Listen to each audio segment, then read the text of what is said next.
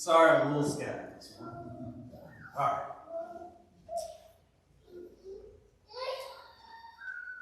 We have a grace problem. And that problem is that grace is really only ever a church word anymore. We have chained grace to the church pew. Even though Philip Yancey, in the introduction to his book, What's So Amazing About Grace, called grace the last best word, because he said every derivation of it within the English language still holds some beauty of the original meaning of the word. And he went on to list several phrases and words that are common to us today that are in their own way beautiful and about grace. But to actually talk about grace still really only happens in churches and in Christian circles. But that wasn't true during Jesus' day. In fact, Jesus lived in a world that was saturated with grace.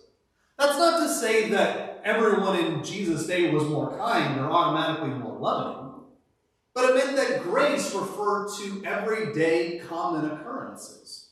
In fact, if you lived in Jesus' day, grace defined business. If you went to a person who helped you get a job or secure a loan, they called it grace. In Jesus' day, grace even defined local government. If someone contributed to some public work or the building of a road or the building of a building, it was called grace. Between business and local government, I think that grace was filling the places that we would last expect to ever find it. Grace was everywhere. That's why Jesus didn't have to give some great analysis of grace. Because when he talked about it, people knew it when they saw it. So if he told a story about beggars being invited to a great banquet, his hearers heard grace. If Jesus told a story about a man whose friend was unwilling to help him in his time of need, his hearers heard ungrace. If Jesus told a story about field workers that were overly compensated for their minimal amount of work, Jesus' hearers heard grace. But what Jesus did with his pictures of grace was to show this lavish, immense grace, and then show how that grace defined our relationship with the Father. Before we get into our biblical text for today, I want to experience, in a way, Jesus' world of grace. I want to introduce you to a philosopher who was a contemporary of Jesus' earthly ministry. I want to tell you what he had to say about grace. This is Seneca. Seneca was born in 4 BC, arguably the same year that Jesus was born, and he died in 65 AD. He was born in Spain, but he was raised in Rome, and he was trained classically in rhetoric and in philosophy. He's most known for his philosophical works and his entertainment and tragedy. But he once weighed in as there were other philosophers trying to encapsulate what grace meant. He said, some would hold that there's one kind of grace to bestow a kindness, give it, another to receive it, and another to return it. While another would hold that there are 3 different kinds of benefactors. One to receive a kindness, another to return it, and one to receive it and return it at the same time. But instead, Seneca wanted to show that grace was more than just 3 distinct actions of grace, but it's more like a cycle. He described it as sisters, 3 sisters dancing in a circle. And I almost wanted to invite volunteers up to be able to hold hands and ring around the rosy for a few minutes. But I didn't figure any of you would forgive me if I used you as the illustration. So I'm going to spare you that. But just imagine 3 people holding hands dancing in a circle. And that's what he imagined grace to be. These three sisters, each in their various turns, spinning to operate in giving and receiving and returning, and giving and receiving and returning, all at various different times, constantly twirling together. Specifically what he said was, why do the sisters dance in a ring that returns upon itself? For the reason that a benefit passing in its course from hand to hand returns nevertheless to the giver. The beauty of the whole is destroyed in the course, if the course is anywhere broken. And it has most beauty if it is continuous and maintains an uninterrupted succession. David Silva was commenting on this in his book, Honor, Patronage, Kinship, and Purity, Keys to Unlocking New Testament Culture. And he said this: only a gift requited is a gift well and nobly received. To fail to return a favor is, in effect, to break off the dance and destroy the beauty of a gracious act. According to Seneca, and according to David Silva, grace is a dance, constantly moving between these three things. Now I want you to turn with me to Matthew chapter 25. Matthew chapter 25, beginning in verse 14, in which we're going to see the parable of the talents. What we're going to see in this story from Jesus, this picture of grace, is the cycle of grace, the dance, as it's supposed to be, and when it's broken. Matthew chapter 25, start reading with me in verse 14. Matthew chapter 25 and verse 14. Here's what Jesus says. For it will be like a man going on a journey, who called his servants and entrusted to them his property. To one he gave 5 talents, to another 2, to another 1, to each according to his ability. Then he went away. He who had received the 5 talents went at once and traded with them and made 5 talents more. So also he who had 2 talents made 2 talents more. But he who had received the 1 talent went and dug in the ground and hid his master's money. Now, after a long time, the master of those servants came and settled accounts with them. And he who had received the 5 talents came forward, bringing 5 talents more, saying, Master, you delivered to me 5 talents. Here, I have made 5 talents more. His master said to him, Well done, good and faithful servant. You've been faithful over a little, and I will set you over much. Enter into the joy of your master. And he who had 2 talents came forward, saying, Master, you delivered to me 2 talents. Here, I have made 2 talents more. And his master said to him, Well done, good and faithful servant. You have been faithful over a little. I will set you over much. Enter into the joy of your master. He also, who had received the 1 talent, came forward, saying, Master, I knew you to be a hard man, reaping where you did not sow and gathering where you scattered no seed. So I was afraid, and I went and hid your talent in the ground. Here, you have what is yours. But his master answered, You wicked, slothful servant. You knew that I reap where I have not sown and gather where I scattered no seed. Then you ought to have invested my money with the bankers, and at my coming out would have received what was my own with interest. So take the talent from him and give it to him who has the 10 talents. For to everyone who has, more will be given, and he will have an abundance. But from the one who has not, even what he has will be taken away. And cast the worthless servant into the outer darkness, in the place where there will be weeping and gnashing of teeth. Here's what I want to do now. I want to go through this parable, and I want us to see the dance, the cycle of grace. First, as it is seen in the first 2 servants. And then we're going to see the cycle, the dance, broken in the 1 talent servant. So the dance, again, includes 3 different actions: giving, receiving, and returning. What I want to do is I want to go through this parable, and I just simply want to ask, who's doing what at each part of the story? And what you're going to see is that each character is going to do all 3 of these things in a cycle.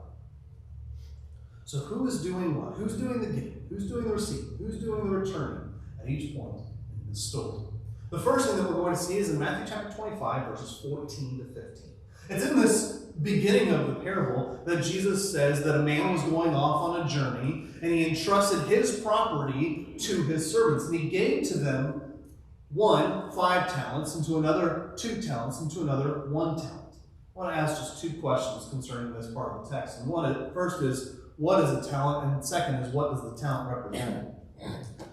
What is a talent? A talent was simply a measurement and a weight in gold. It was an amount of money.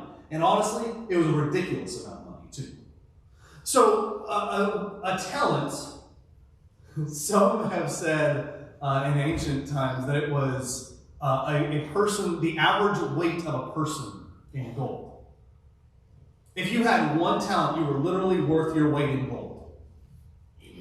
But then I looked at what the average weight of the person was, what the weight of a talent was, and it was 110 pounds. I realized that the average weight of people has changed a little bit since then, or at least in our country. So 110 pounds of gold. And if you want to make a modern equivalent of that, 1 talent was worth $1.4 million. That meant to receive 5 talents. How many of you are really good at math? I'm not. $7 million. Spencer, did you have that in your head? Leave it to the accountant.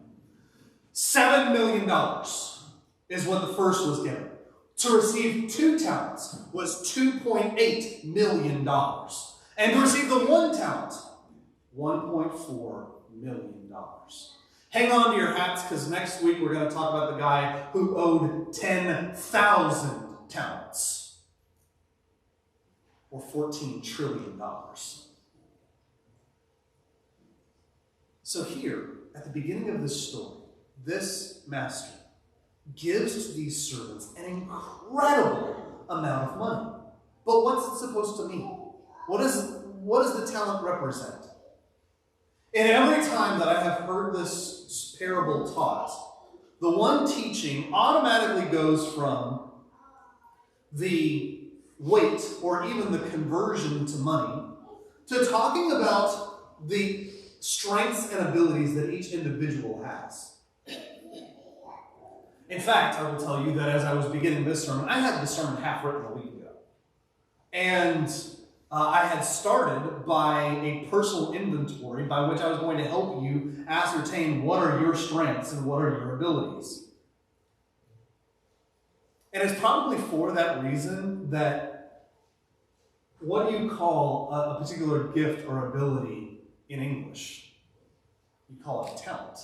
It's probably because of this text. But then I looked at this text a little bit closer. Look at verse 15. Matthew chapter 25, verse 15 says, Then he gave, to one he gave 5 talents, to another 2, and to another 1, each according to his ability. Then he went away. I want to tell you something. The gift is not the ability. The grace is not the ability. They already had the ability, but what this master was giving was opportunity. What he was giving was a chance to magnify and use that ability.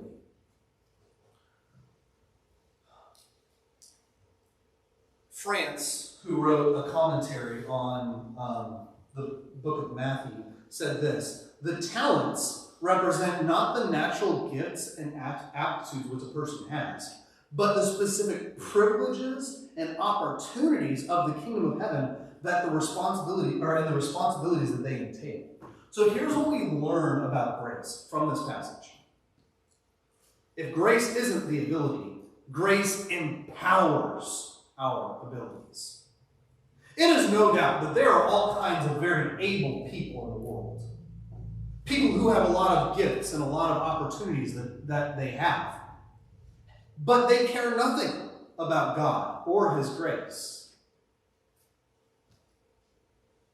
But the problem with that is that all of those gifts and abilities, when not coupled with God's grace, are going to be spent building castles in the sand that are quickly going to be destroyed and fall apart.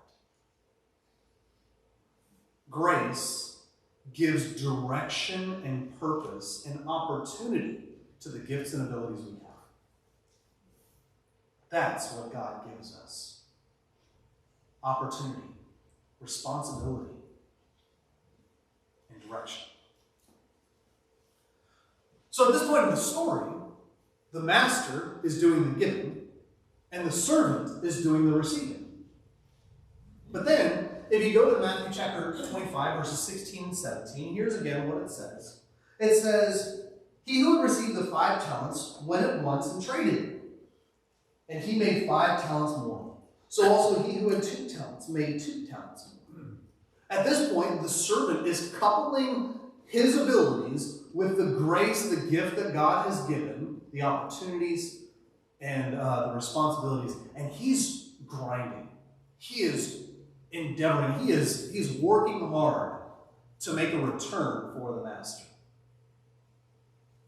Then finally, the story progresses in verses 20 and 22. Here's what it says. I'll read verse 19. "Now after a long time, the master of those servants came and settled accounts with them. And he who had received the 5 talents came forward, bringing the 5 talents more, saying, 'Master, you delivered to me 5 talents. Here I have made 5 talents more.' And in verse 22, "And he who had the 2 talents came forward, saying, 'Master, you delivered to me 2 talents. Here I have made 2 talents more.'" At this point in the story, the one who's doing the giving is the servant, is giving the money back to the master with all of the increase. And the master is the one doing the receiving. The dance continues.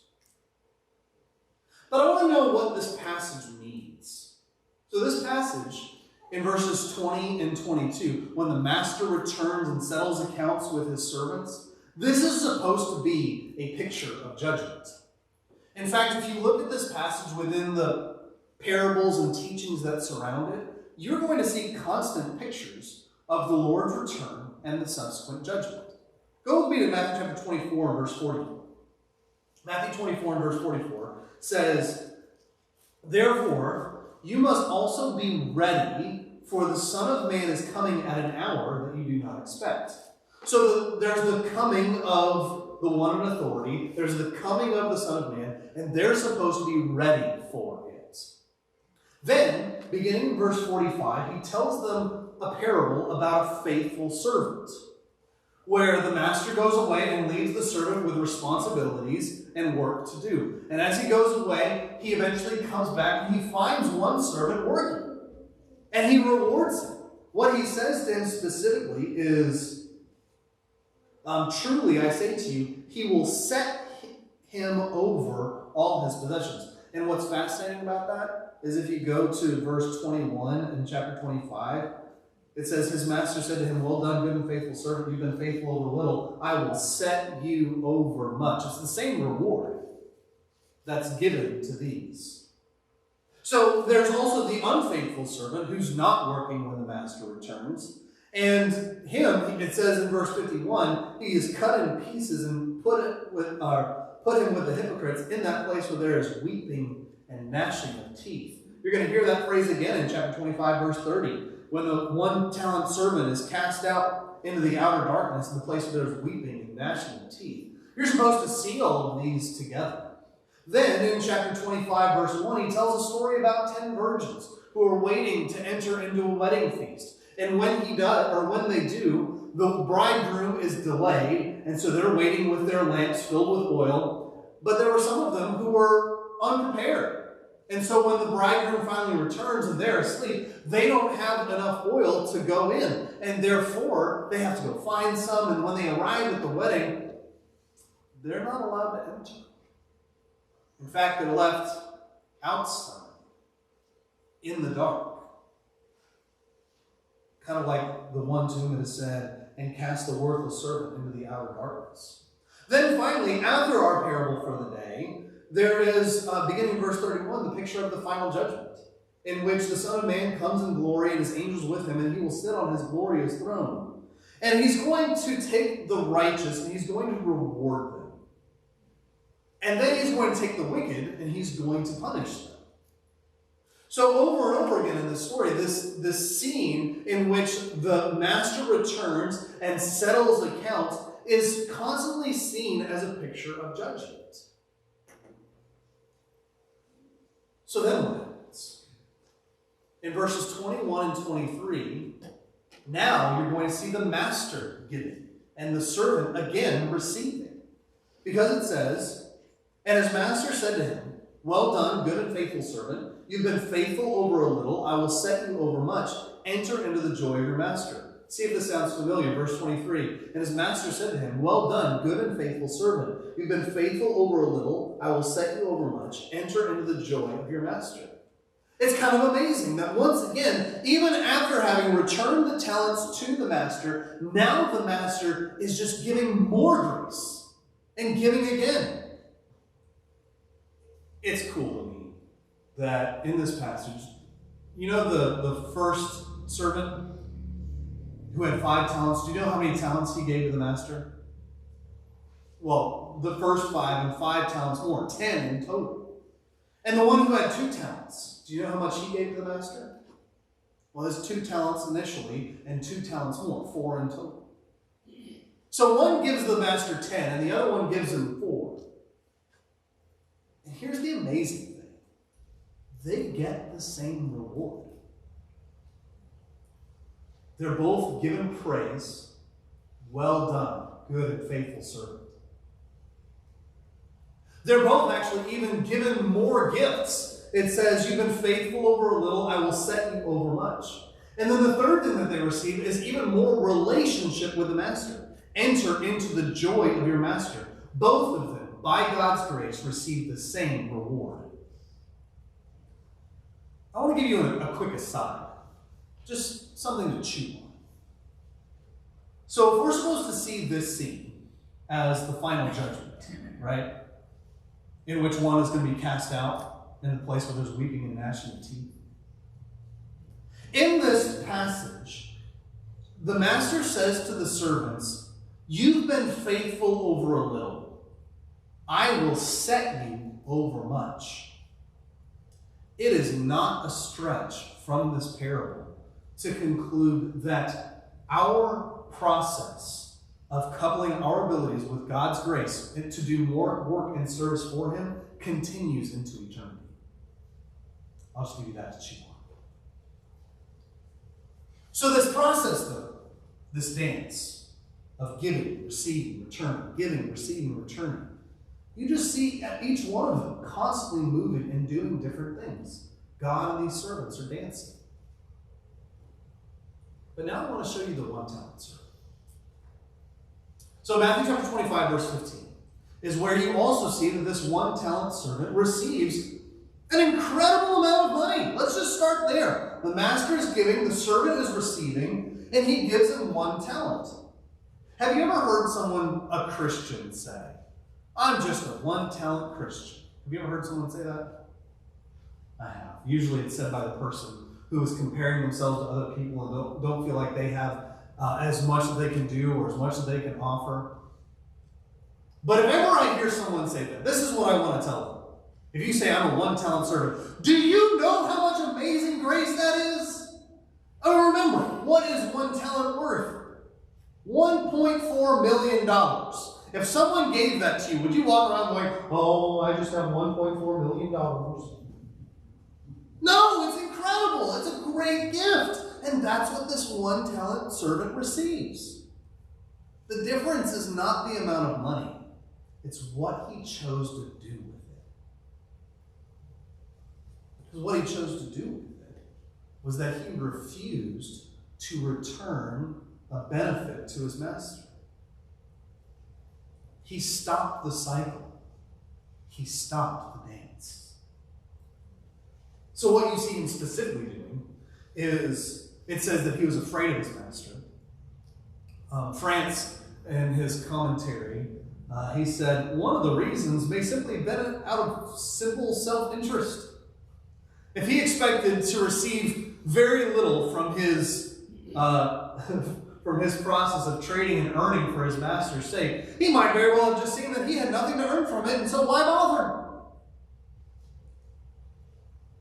Whatever whatever his reason, he took it and buried it in the sand. A few weeks ago, we talked about how that was a pretty normal thing to secure valuables in the parable of the hidden treasure. But then, what did he do for the long time while the master was gone?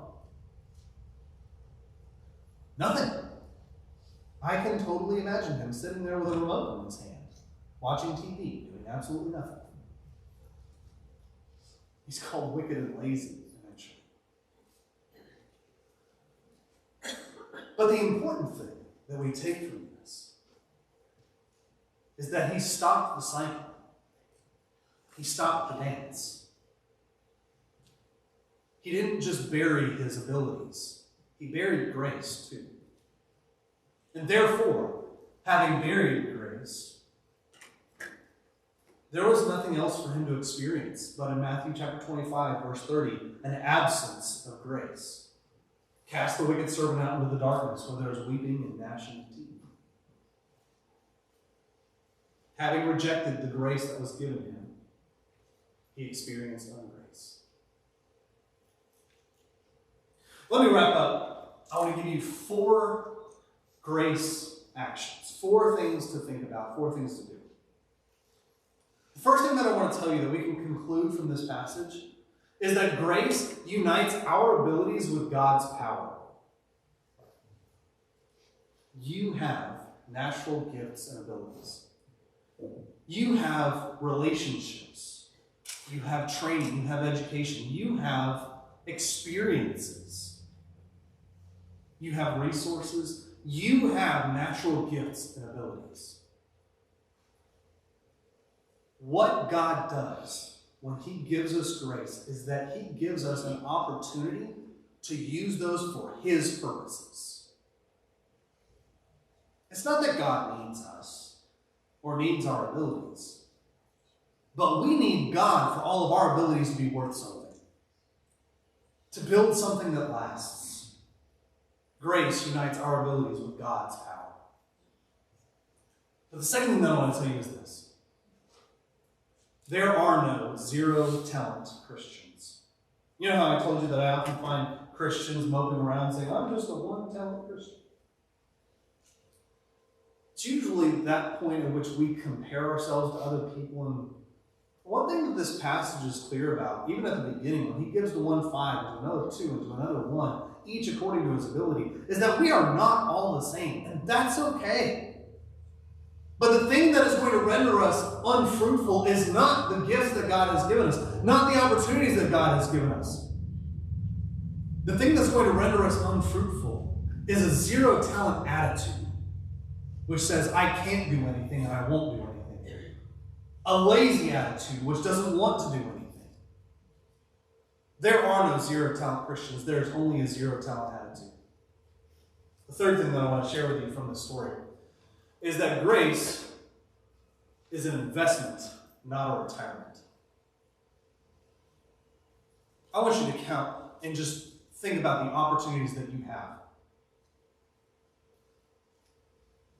Your opportunities might very well include an excess of time, a surplus in money or resources, a large connection of relationships. And usually when you have that in your life, you can get to a point in which you can sit back and go, I've got enough, I don't have to do anymore, now I can just do what I want to do. But that's not what God's grace is given to us for. God's grace is an investment which God expects that we're going to use for his purposes, not a chance for us to just sit back and do nothing. That is what the one talent servant was rebuked for.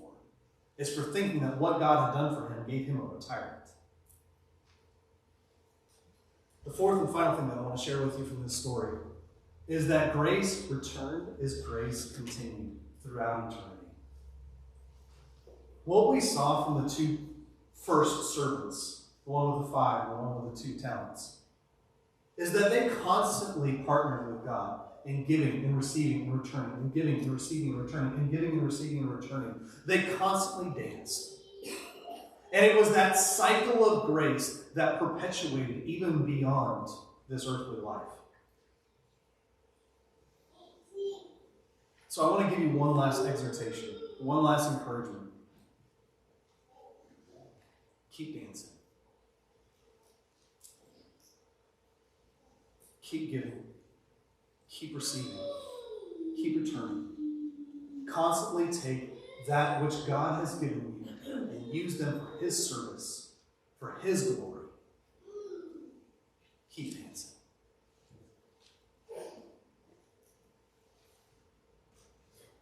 Right now, we're going to sing another song. It's called None of Self and All of Thee. And I picked this song because as much as I was picking songs about consecrating ourselves to God, being useful for Him, being dedicated to His service, I couldn't think of a better song than this. Maybe right now you're at a point where you're living for yourself, in which every resource, every opportunity that you have, you are fueling into what makes you happy, rather than what brings more glory and honor to God. Now's not the time for that. Hear the encouragement of this song. It's going to progress from all of self and none of thee to the final verse is, it's not about me. None of self and all of thee. If you're a Christian and you realize that your relationship with God is strained because you haven't been having that kind of consecration to God, we want to invite you to be encouraged and for us to help you and pray for you. But if you've never made that decision, if you've never become a child of God, if you've never surrendered all of self to God, today's the day you can do that. In which you can be baptized, begin a relationship with Him, and say, no more of me, none of self, and all of thee. If you have any requests, Spencer will meet you on the front row as we stand and as we sing. Oh, the bitter pain and sorrow that a time could